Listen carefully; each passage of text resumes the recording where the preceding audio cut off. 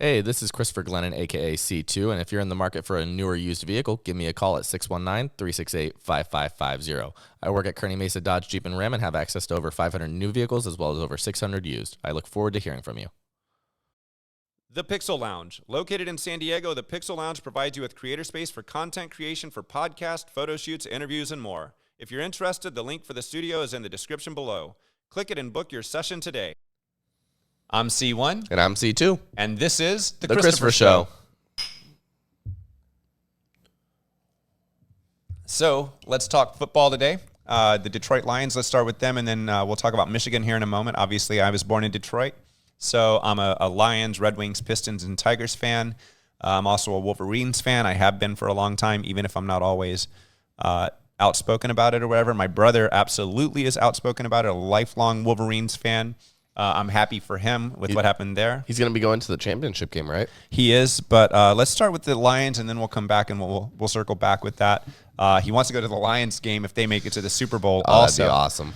He's like, I'll meet you in Vegas. I'm like, I'm down. So the Lions this past week got deprived of a win based on some officiating. Basically, it came down to the final minute. Detroit had driven down the field. They were ready to go, and Dan Campbell had said, we're going to go for the win. Once we get down there, like he'd already scripted this, he'd already gone over the plays with the refs. He had told the refs at the beginning of the game, because when you have special plays like this, as a coach, you go over those plays. And I found this out because I heard other coaches speaking.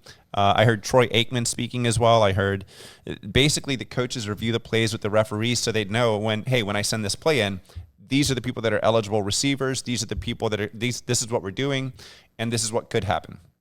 So Dan was upset after the game, but basically what happened is one guy checked in and said, I'm an eligible receiver. The other guy came in behind him to confuse Dallas. We've talked about this, sign stealing and things like that, right? Yep. So to confuse Dallas, they brought another guy in just so that Dallas had to wonder which one of them was an eligible receiver. So they run the play for the 2-point conversion. It's 20-19. If they get the 2-point conversion, it becomes 21-20, and Detroit wins the game and walks off the field. Yeah. Dan Campbell had already decided they were going for the win. So when they get down there, they run the play. The guy catches the 2-point conversion. I'm celebrating, man. Like, I'm up. I'm like, yeah, they pulled it off. Like, it's one of those improbable plays because the game's on the line. Yep. And so I'm celebrating. And then the referees go, ineligible receiver or ineligible touching. Basically, the receiver wasn't able to touch the ball. And they call the 2-point conversion off. Well, Dan Campbell was stubborn. He's like, we're going to go for it again and try to get this. So they wind up having some penalty called. It's now, because of the ineligible receiver, Yep. It's like a 2-point conversion from the 7-yard line or something like that. Well, then Dallas moves, so now it's back to the original line of scrimmage. But now you have 3 plays where Dallas has gotten to see your offense. Yeah. And so instead of going for the 1 point, the point after attempt to tie the game, Dan Campbell goes, hey, we've got the momentum. Let's try to end this. And so Dan tries to end it on a 3rd down, and the pass falls short. So that goes to Dallas. And, they say that the receiver didn't report, and there are videos showing everywhere that the guy talked to the ref. Actually, on whatever Spanish ESPN it was, or whatever the Spanish network it was for that was streaming that. ESPN, Espanol. Actually, But ESPN kind of spells I was about to Espanol. say, yeah. That's funny. Okay, go ahead. But no, you can actually hear the ref over the speaker being like, number 87 has reported. Or 68. Or 68, yeah, whatever his number was. But he's reported eligible for receiving. So, and you're correct. So 68 reported for being eligible. 70 reported for not. He didn't report. So that means that, he's just out there. And so the play runs, and sure enough, Detroit winds up losing the game. Now, the cool thing that I like about this is going to put a chip on Detroit's shoulder. So if we face Dallas again in the playoffs, Dallas is getting their ass whipped. Like 100%. there's no, like you're not going to do that to us twice. That crew, it was so egregious that basically that crew is banned from calling the playoffs. Yeah. So they will not be doing the playoffs. The other thing is they had screwed Kansas City a couple of weeks before. With a play by Green Bay. It should have been called pass interference. I saw that, yeah. I did see that video. So you cost Kansas City a win as well. It's like all these things that they've gotten wrong during the season. They continue to do these things, and it's Brad Allen's crew. So that crew has now been suspended or banned from doing the playoffs. But the last game they are calling is Pittsburgh versus Baltimore, which is played Saturday. And they're going to call that game. Pittsburgh has a chance to make it into the playoffs. Baltimore is a beast. They are probably the best team I've seen this season. I watched them play San Francisco. They made San Francisco look silly. And I like San Francisco, and San Francisco is one of the better teams in the league. But Baltimore just looks like they look like a monster, beast, man. Yeah. And so that's actually Jim Harbaugh's brother, John Harbaugh. Yep. Jim is at Detroit, and so they both have 13 wins. Was one of the things that was said this week, and now Jim Harbaugh is going for win number 14 for the championship. But John Harbaugh is hoping to play for the championship in the NFL. It'd be really great to see him play against Detroit, even though Jim Harbaugh is not a Detroit coach. He's a Michigan coach. So it'd definitely be very interesting to see Baltimore versus Detroit in the Super Bowl. That definitely would be. So, but what are your thoughts about the play? I mean, obviously you watched it. You saw the replay. I've seen so many clips. You see the guy walking up to the ref. What reason does he have to walk up to the ref outside of the huddle? Like, he intentionally leaves the huddle, walks up to the ref, talks to the ref, and then walks back into the huddle. What reason does he have to talk to the ref if he's not reporting in? Well, and did you see Jared Goff as well? I did not see that one. So there's a clip of Jared Goff basically telling him, hey, you have to go report as being eligible. So Troy Aikman, who's a former Dallas quarterback, did you know that? No, I did not. So Troy Aikman's a former Dallas quarterback. He actually won their Super Bowls back in the 90s. Very famous and a great player in his own time, and that's back when Barry and everything. Yeah. So even Troy said there's no other reason for Jared to tell the receiver to go talk to the ref other than to tell him to report eligible. Yeah. He said, so Jared Goff did what he was supposed to. Decker did what he was supposed to. Dan Campbell did what he was supposed to pregame. And you wind up having Dallas come up and win 20-19 because the 2-point conversion fails. And after it fails, it just gives Dallas all the opportunity in the world to figure out what defense to play. I agree. And at that point, though, like, you've already had the one time where it didn't work. You had another time where, thankfully, you got back to the line of scrimmage. Just freaking kick the field goal and try and win it in overtime at that point, the PAT. I agree with you on that. Some of the challenge, obviously, is you flip the coin and you have to hope you get the ball and then have your defense stop Dallas.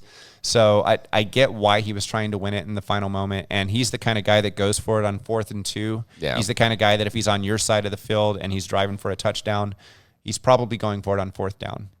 So I get why he did it, but again, like you said, take the PAT, go to overtime, and figure it out. We'd already done well. That we had the momentum going for us. If we had gone into overtime, and whether we had the defense on first or we had the offense on first, we would have done well just because we have that already going behind us. We have that driving factor of we just scored at the end of the 4th quarter. So, let's keep that momentum going. Yeah, I agree. So it sucks. But again, Detroit's still in the playoffs. We're still vying for second place in the NFC. Yep. So we could still have a bye week. There's a lot of things that have to happen this weekend. They're playing the Minnesota Vikings. I don't know all the things that have to happen, but obviously Dallas would have to lose because Dallas just beat us. We beat Minnesota last time too, right? We did beat Minnesota last time, but we don't even have to worry about them. It's more to do with Philly, San Francisco, and I can't think of the other team at the moment, but basically there are some teams at the top that you have to worry about and what happens this weekend in terms of that playing out. Yeah. So we'll see what happens. But I still feel very optimistic about Detroit Lions. They're my team. I have a bet on them for winning the NFC Championship. I have a bet on them for winning the Super Bowl. If they do both of those, I'll be really happy. You'll get paid out a little bit. Yeah, Uncle Paul has a bet with me, so they're small bets. They're nothing significant, but it's something. It's not to like you're winning $500,000 or anything. It's no, that'd small be nice. That would be nice. So anyway, yeah, let's hope for the best for Detroit. We'll see what happens, and we'll go from there. With that, let's transition over to Michigan versus Alabama happened this past week. Yep. Monday night, Michigan beat Alabama. They had a key play at the end of the 4th quarter. J.J. McCarthy completed a 4th and 2 to Blake Corum. Kept the drive alive. It was a 27-yard play, and then Michigan would score a couple of plays later to tie the game to send it to overtime. They were down 20-13. They had missed a point after attempt. So talking about point after attempts with the Lions, they'd missed a point after attempt earlier in the game. And so that was what resulted in them winding up tying the game instead of winning the game and going from there. So Did you get to watch that game much? I know you were at work. No, unfortunately, I was at work. I was at least able to watch the play-by-play toward the end of the fourth quarter, but it was more so that I was trying to be able to watch it, but I had to subscribe to Hulu Plus, or I had to subscribe to Spectrum, Cox, We whatever have Hulu service. Plus, Dork. I know, but I would have had to log in at and work ask me kind the of thing. password. Exactly, yeah. And I didn't want to do all that work, so I was We both know. I'll just watch the play-by-play. Yeah, the post-game stuff. So I was happy with the outcome of that. I mean, on top of that, I had wanted Michigan to play Alabama. I'd been asking for them. Yeah. I know that FSU got kicked out, didn't get to play in the Final Four, so to speak, the college football playoffs. Yeah. I know that some of the Michigan fans were scared to have Alabama. You'd be ridiculous not to be scared, because Nick Saban is amazing. Milroe is a great quarterback. Alabama is a great team. And Saban is just a genius as far as halftime adjustments. And we saw that when Michigan came onto the field in the second half, and Alabama took the lead in the second half. Yep. So there was a lot of concern for me. There was a lot of anxiety watching the game, but there was a lot of excitement. It made it exciting. And then on top of that, I'm going, man, I asked for Alabama. Please don't let them beat us. You know what I mean? And then on top of that, the real thing I wanted is for my brother to be able to have bragging rights back in Alabama. So after the game, I instantly log on to his page. He's obviously posted Michigan as won. And beautiful, man. It was great because I saw a lot of Alabama fans that were very classy and respectful. And they said, hey, congratulations, you deserve this. Like, you've been a Michigan fan forever. Like, they know him. He lives, for those of you that don't know, my brother lives in Alabama. So he has to hear these Alabama fans chirping in his ear year after year, another natty, another natty, another natty. And so now he's getting to play Michigan's getting to play for the national title. I sent him a little image of a Wolverine on top of an elephant. He's going to get that put on a shirt, and he bought tickets to go to the national championship game. He'll be driving to Houston. I'm excited for him. That for him is a dream, and I'm excited. It's going to be great for him. I hope that the game goes well. They're playing Washington. Washington beat Texas on Monday as well, so 37-31. Texas wound up closing that gap. You and I watched that some. Yeah, we did. And it looked like Texas might be able to Might pull have off made the a comeback. Yeah, that was Penix had a great game, threw for 430 yards, like phenomenal. And so, but I'm glad Washington won instead of Texas, because they're playing at Energy Stadium in Houston. It would have been like a home game for Texas. At least both teams are coming in like it's an away game, or at least a neutral site. So it puts it kind of on even footing. And I'm looking forward to that game. Michigan, by the way, the overtime for the Rose Bowl is only the second in 110 Rose Bowls. Like, that's impressive, dude. Like that. That's an impressive streak. So, your mom's a Michigan fan. Has she said anything to you about the Michigan game? No, we have not. We haven't spoken about it too much. Okay. Check in with her, see how she's feeling. Obviously, she'll be elated. She'll be super happy. Oh, yeah, of course she is. And then Michigan's playing for the national title on Monday, January 8th at 7:30 p.m. Eastern time on ESPN, 4:30 p.m. Pacific. I will be watching that. Are you off on Monday? This Monday? Oh, yeah, you're off on Monday. Oh, yeah, I'm off this Monday, so we'll be able to watch it together finally. Yeah. So that'll be awesome. Man, and with Uncle Paul being there, you know. That'll be good. That'll be a fun game to watch. So, yeah, it's exciting. It's going to be a lot of fun. I know that we talk about Michigan and Alabama, and we talk about Auburn also being one of my teams or whatever. But what are your feelings about Michigan playing for the national title? I'd love to see Michigan finally win a title on the football. I mean, they did well back in, when was it, the 80s and 90s for basketball, but... Well, that was for basketball, but they also shared a national title with Nebraska back in 1997. So. Oh, I didn't know that. Yeah. But it'd be awesome to finally see them win a national title, especially when Alabama wins so many times over the past 15 years. I think it's like 12 times or something like that the SEC has won. And so J.J. McCarthy has been here the last 2 years, lost in the semifinals each time. Now this time he may finally pull it off and pull off the national title with that. He stepped up in the semifinal game with Alabama. I was impressed with him and Blake Corum. Props to Blake Corum, by the way, for passing Anthony Thomas for most touchdowns in a Michigan career. So a lot of fun, a lot of excitement. I'm looking forward to Monday night. Yeah, same. So, all right.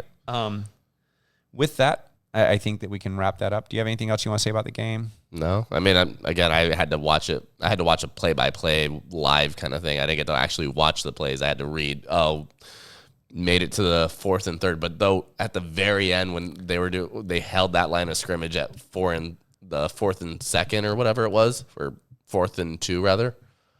You know what I'm talking about, yeah. right? Let's let our viewers know about that. So basically, what happened is it was 4th and 3 or 4th and goal from the 3-yard line or something like that, and Alabama actually had some issues snapping the ball. So Alabama snapped the ball. Milroe tried to run up the middle. I read Harbaugh's comments after the game. Basically, he had anticipated that. I think that Milroe ran up the middle because they botched the snap. I don't know that was supposed to be a planned play, but whether it was or wasn't, Harbaugh mentioned that they ran a twister play, which is basically 4 people fill in the gaps and just stop the quarterback from getting those 3 yards, because Milroe's dangerous. You have to respect Alabama. You have to respect their quarterback. You have to respect their players. They have a lot of heart, and they expect to be in the national championship every year. Yeah. So, but for good reason. Like, there's some teams that are like, oh, I'd love to be in the national championship. Alabama's been in the national championship game a lot. Exactly. So, but Saban versus Harbaugh, it played out to be the kind of game you would expect with that. It went to overtime, and for me, I couldn't ask for more. So. Yeah. All right. Well, with that, let's wrap this up then. Yep. I'm C1. And I'm C2. And this is The Christopher Show. Thank you for watching.